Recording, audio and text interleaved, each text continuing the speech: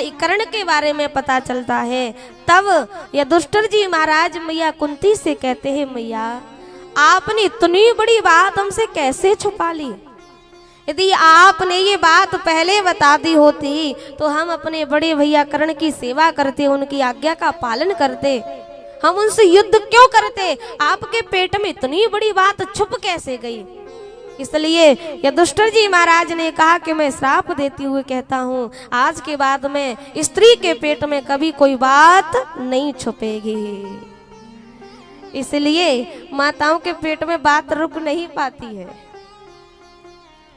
अब महाराज पूरे द्वारका में जब ये खबर फैल गई, भगवान के कानों तक ये खबर पहुंची है, तो भगवान ने अपने गुरुजी से कहा है, चाहे कर्म अच्छा हो चाहे कर्म बुरा हो, कर्म का फल तो मिलेगा, राजी राजी नहीं तो गैर राजी। भैया भोगना तो पड़ेगा सबको।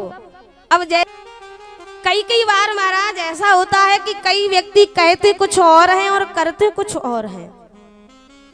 कहने में और करने में जमीन आसमान का अंतर होता है। जितना महाराज कहना आसान है ना, उतना ही करना कठिन है। जिसे महाराज जो व्यक्ति वाणी से जो कुछ भी कहे और उसी को अपने कर्म में करे, तो वो वास्तव में ही संत है, वास्तव में ही महात्मा है।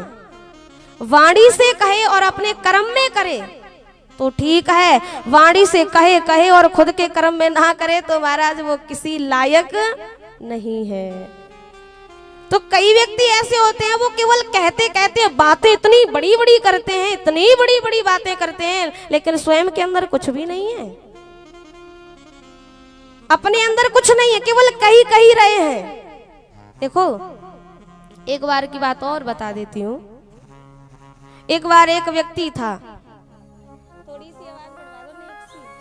एक व्यक्ति था, तो महाराज उस व्यक्ति को कुछ और काम नहीं आता, केवल वो थोड़ी झाड़ा फूंकी किया करता था।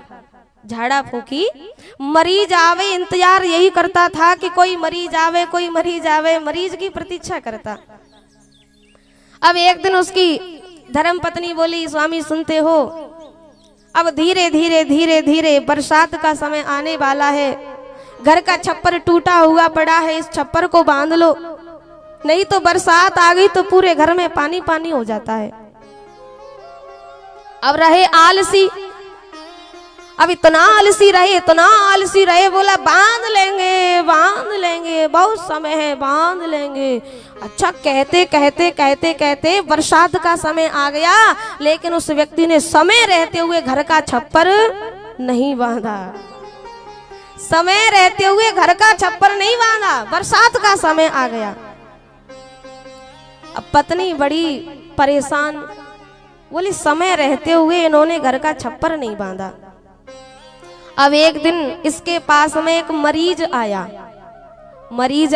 झाड़ा फूंकी जो करता था, मरीज आया। अब इसने नीम के पत्ते तोड़े, नीम के झोंके तोड़े और बैठ गया, मरीज के सामने बैठ गया।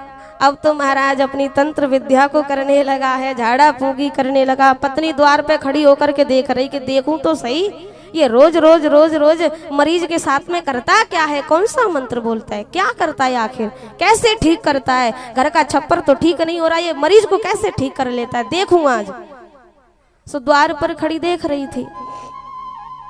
अब उसने नीम के पत्तों को तोड़ा, झोंका बनाया, मरीज को बिठा लिया। अब ये एक मंत्र बोलता था, इसे एक मंत्र आता था। मंत्र कौन सा था?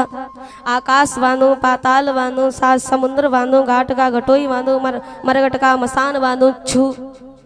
बार बार इसी मंत्र को बोले, आकाश बांधो, पाताल बांधो, घाट का घटोई बांधो, मरघट का मसान बांधो, छू।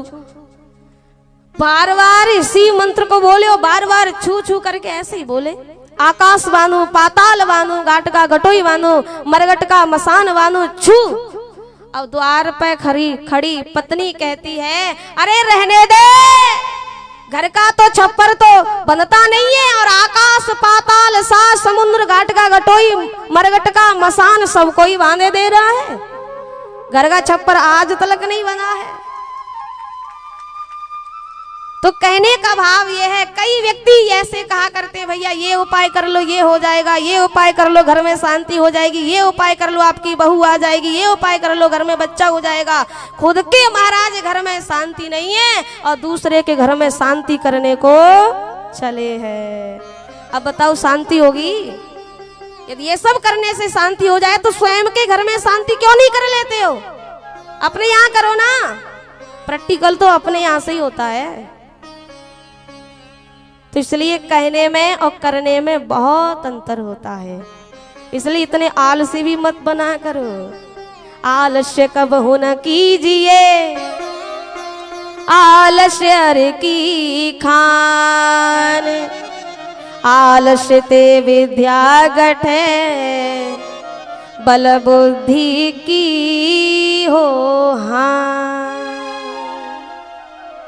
इसलिए जीवन में कभी भी आलस्य मत कीजिएगा।